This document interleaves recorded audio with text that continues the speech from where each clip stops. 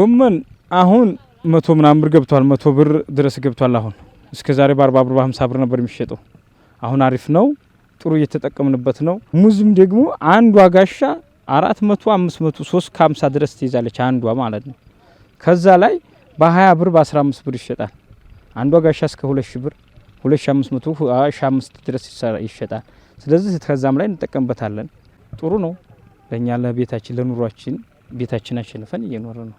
አሪፍ ነው። በሰራን ሰዓት እየጨመረ እንጂ እየቀነሰ አይሄድም። ከሰራን ካልሰራን በመስኖ በቀሎ ነበር ባለፈው ምንዘራው ስንዴ ዙሮ ብሎ መንግስት ባሰመራ መሰረት የስንዴውን ጥቅም መርጨዋለሁ። እራሴ ልጆቻችን እንዲያቡን በየበሉ ነው እየሰራን ነው። ያልሰራ መቼም ያው ነው። ተራሴ መሬት አልፌ አሁን ይሄን ማጠጣው ይኩል ነው ለውጡ። ሌላው ቆርጦ አታክልቱ ፍሬ ማለት ነው። ተኪስህ ምንዚህም ባንክ ነው ኪሳችን ገበያ ሄደን ብር ፍራንክ አናጣም።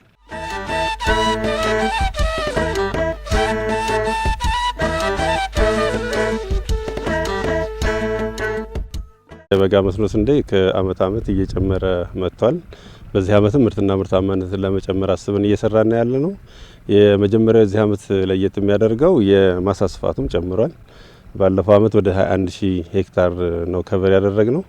በዚህ አመት ደግሞ ወደ 27000 ሄክታር በበጋ ስንዴ ከቨር አድርገናል። የማሳ ስፋቱ በጨመረ ቁጥር ምርቱ በዛው ልክ ይጨምራል።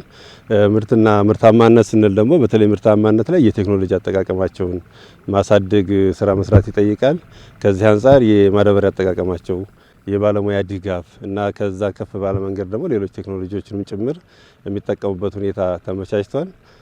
ስለዚህ አሁን ያለውን አጠቃላይ ቁመና ስናይ በጣም የተሻለ እውነት ለመናገር በመኸር ከምናየው የሰብል ቁመና በጣም በከፍ ባለ መንገድ የሚታይ የበጋ ስንዴ ነው እያየን ያለ ነው።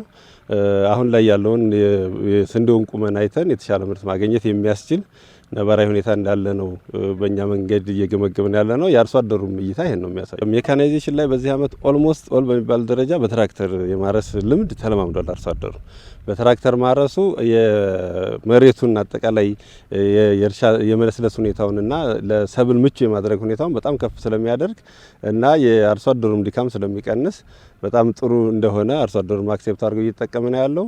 ከትራክተር ባሻገር ደግሞ የዋተር ፓምፕ አጠቃቀማችን በጣም አድጓል። በዚህ አመት ዋተር ፓምፕ የግድ በግራቪቲ የሚገባ ውሃ ብቻ ጠብቀን የምንፈልገውን የበጋ መስኖ ስንዴ ማምጣት አንችልም። ስለዚህ የውሃው እስካለ ድረስ ውሃውን መጠቀም አለብን ብለን አስበን ሰርተናል። በስፋት የውሃ መሳቢያ ፓምፖችን እየተጠቀመ ነው ያለው።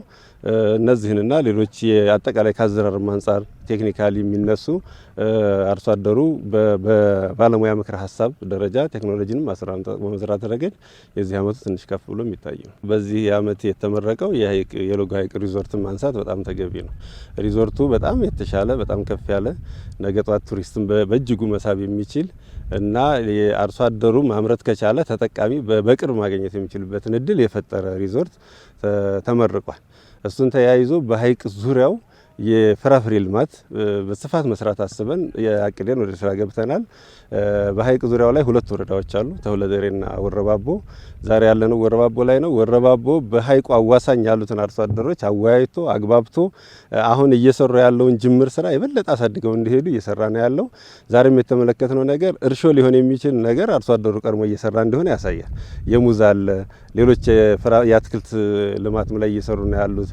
ጉድለቱ ስፔሻላይዝ የማድረግ ችግር፣ ሳይንሳዊ መንገድ ተጠቅሞ የመስራት ችግር እና የማስፋት ችግር ነው ያለበት። ስለዚህ በዛሬ ምልከታችን አሁን የተጀመረውን ስራ አፕሪሼት አድርገን በተለይ አርሶ አደሩ ጋር መግባባት፣ መሬቱን የመለየት የመለካት እና ሌሎች የቅድመ ዝግጅት ስራዎችን በመጨረስ ረገድ ወረዳው ጥሩ ርቀት እንደሄደ ለማየት ሞክረናል መሬት ላይ። ከዚህ በላይ ደግሞ የተሰመረውን ስራ በጣም ማስፋት ይጠይቀናል። ስፔሻላይዝ ማድረግ ያስፈልጋል። ሳይንሳዊ አሰራሩን ጠብቆ መዝራት ይጠይቃል እና እነዚህን የቀሩ ስራዎች ለመስራት ወደፊት ከወረዳ አመራሮች ጋር የምናገርበት ሁኔታ ነው የሚኖረው።